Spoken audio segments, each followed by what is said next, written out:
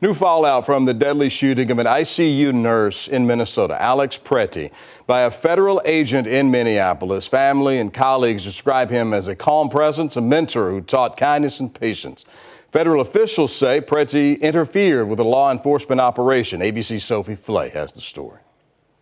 A moment of silence at the Minnesota Timberwolves game last night in honor of 37-year-old VA nurse Alex Pretti. In the wake of his fatal shooting by Border Patrol agents Saturday, local and federal officials today are preparing to square off in court. I am deeply concerned about the preservation of evidence, which is why we went to court last night.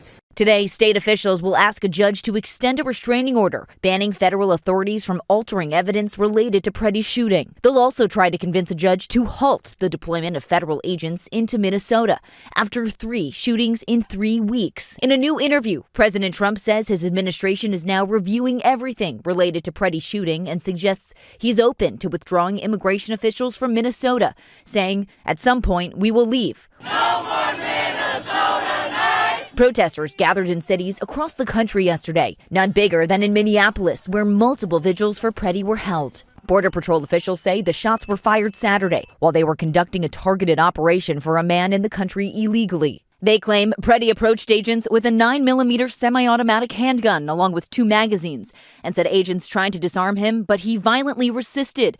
But the video does not appear to back up those claims. Homeland Security Secretary Kristi Noem says the officers fired defensive shots. This looks like a situation where an individual arrived at the scene to inflict maximum damage on individuals and to kill law enforcement. Thank God we have video, because according to DHS, these 7 heroic guys took an onslaught of a battalion against them or something. It's nonsense, people. Video from the scene shows Pretti trying to help a woman who had been surrounded by agents. He appears to be holding a phone before he's shoved by a federal officer, pepper sprayed and pulled into the street, which he appears to resist.